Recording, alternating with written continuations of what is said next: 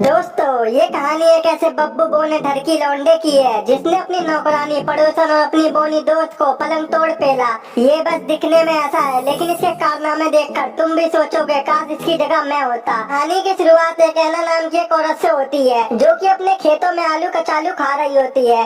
तभी एक जोसेफ नाम का आदमी भागते हुए उसके पास आता है और कहता है, क्या खूब लगती हो, बड़ी सुंदर लगती हो यार, मेरे पीछे पुलिस पड़ी है तो तू मुझे छुपा ले। और ऐना उसे अपने घाघरा में छुपा लेती है।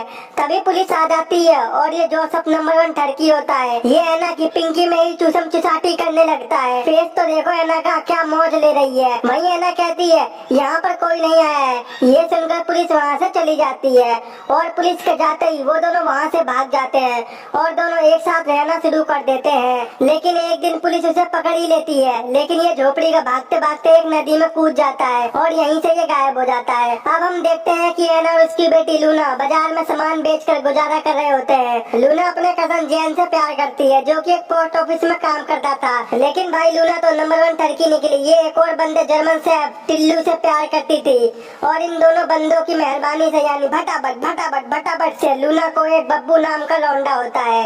पर ये बच्चा टिल्लू का होता है या जैन का, ये तो हमें भी नहीं पता। वही बब्बू पैदा होते ही चुप होने का नाम नहीं लेता और तभी लूना कहती है, बब्बू चुप हो जा, जब तू 3 साल का हो जाएगा मैं तुझे एक टिन ड्रम दूंगी। और ये सुनकर बब्बू चुप हो जाता है। अब बब्बू 3 साल का हो जाता है और ये अपनी माँ और उनके दोस्तों को ठल्ला दारू आस्कीबाजी करते हुए देखता है और सोचता है, फटे तो फटे पर नवाबी न घटे। और ये फैसला लेता है, साला मुझे बड़ा ही नहीं होना। और ये अपनी सीढ़ियों से कूद जाता है और इसके बाद से ये बोना रह जाता है। यानी इसकी उम्र तो बढ़ती गई लेकिन इसकी लंबाई नहीं बढ़ी, इसीलिए इसका नाम है बब्बू बोना। और ये अपने टूटे हुए ड्रम को कभी भी खुद से अलग नहीं करता और जो भी इससे उस ड्रम को छीनने की कोशिश करता है ये इतनी तेज चिल्लाता है कि आसपास लगे हुए कांच को तोड़ देता है। अब धीरे धीरे टाइम आगे बढ़ता है और बब्बू बोना बड़ा होता जाता है, लेकिन ना ही इसकी हाइट बढ़ती है और ना ही इसकी लंबाई बढ़ती है और वो अपने टूटे हुए ड्रम को छोड़ता भी नहीं है। एक दिन मैडम बब्बू से उसका ड्रम छीनने की कोशिश करती है तो ये मन में बोलता है, साली मियां खलीफा की बहन लाग रही है, मेरे से ड्रम छीनेगी। और ये अपनी आवाज से मैडम का चश्मा ही तोड़ देता है। अब बब्बू बोने को हॉस्पिटल में ले जाया जाता है जहाँ डॉक्टर की भी बब्बू की आवाज से फट जाती है और ये उनके भी सारे शीशे तोड़ देता है। तो बब्बू की माँ कहती है, डॉक्टर साहब आप मुझे ये बताओ मेरा लौंडा बड़ा क्यों नहीं हो रहा। तो डॉक्टर कहता है, इसने ज्यादा ही हैंडपंप नचा लिया है। अब हम देखते हैं कि लूना हर बृहस्पतिवार को बब्बू के साथ शहर जाया करती थी और काम के बहाने बब्बू को एक दुकान में छोड़कर जैन के पास जाकर अपनी तितली का चमगादड़ बनवाती थी।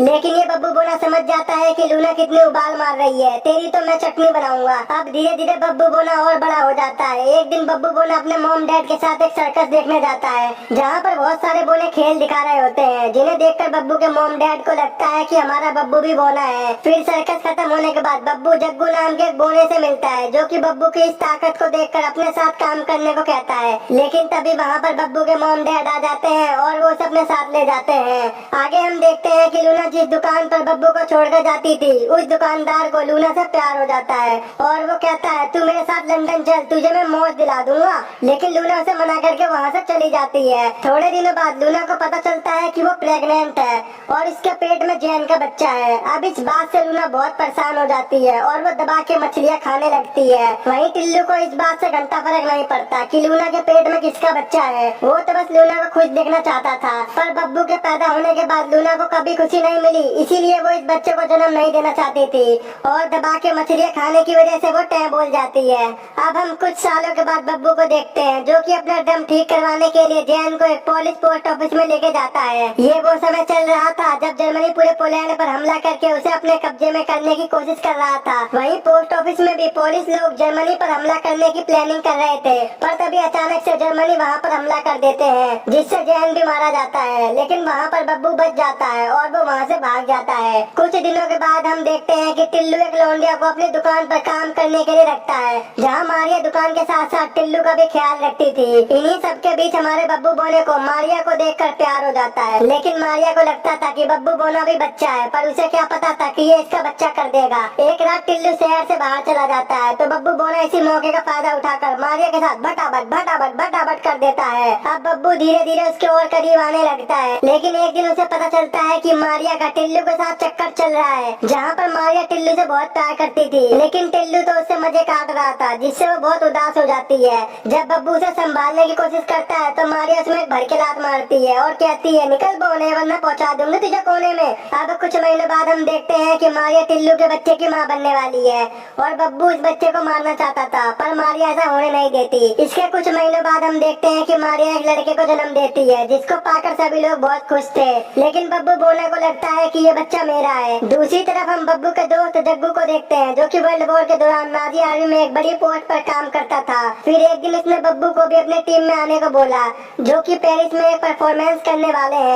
अब बब्बू बोना उनके साथ मिलकर सभी को अपना टैलेंट दिखाने लगता है और इसके साथ साथ उसे एक बोनी लौंडिया चुटकी से प्यार हो जाता है और वो उसके साथ भी भटाभट करता ही रहता है। अब हम देखते हैं कि बब्बू बोना अपने दोस्तों के साथ बहुत हैप्पी है और वो दबा के अय्यासीबाजी कर रहा था, लेकिन एक दिन अमेरिकन सेना वहाँ पर हमला कर देती है और इस हमले में बब्बू बोने की बंदी यमराज के पास तय बोल जाती है। अब इस हादसे के बाद बब्बू बोना वापस अपने घर आ जाता है जहाँ वो मारिया के 3 साल के बेटे को वैसा ही ड्रम गिफ्ट करता है जो कि उसे उसकी 3 साल की उम्र में मिला था। जहाँ पर मारिया बब्बू के आने से बिल्कुल भी खुश नहीं होती है, लेकिन टिल्लू बहुत खुश होता है और उसने बब्बू को उन लोगों से छुपा कर रखा था जो लोग उसका इलाज करने वाले थे, क्योंकि टिल्लू को ऐसा नहीं लगता था कि बब्बू अब नॉर्मल है। अब शहर में जैसे जैसे तनाव का माहौल बढ़ रहा था तो टिल्लू को, बब्बू को और उसकी एक पड़ोसन लीना को बेसमेंट में छुपा कर रखना पड़ता है। फिर एक दिन अचानक से रशियन सिपाही उनके घर में घुस जाते हैं और वो लीना के साथ जबरदस्ती करने लगते हैं और वहीं टिल्लू अपनी नाजी सिपाही का सबूत छिपाने के लिए बब्बू से एक पिन लेता है और इस पिन में नाजी सिपाही का साफ साफ सबूत होता है। पर तभी टिल्लू बचने के लिए उस पिन को निकल जाता है और पिन निकलने की वजह से टिल्लू भी यमराज के पास पहुंच जाता है। अगली सुबह एक मारिस नाम का आदमी टिल्लू की शॉप पर आता है जहाँ वो उस दुकान का अब नया मालिक था। दुकान पर कब्जा करने के बाद मारिस अल्फ्रेड का मर्डर कर देता है। वहीं अल्फ्रेड के मर्डर पर बब्बू को भी समझ आ जाता है कि अब उसका इस दुनिया में कोई नहीं है, इसीलिए बब्बू अब फैसला लेता है कि वो अब बड़ा होगा। फिर बब्बू अपने ड्रम को अल्फ्रेड के साथ ही दफना देता है, पर तभी कहीं से आकर एक पत्थर बब्बू के सर में लगता है और वो वहीं पर बेहोश हो जाता है।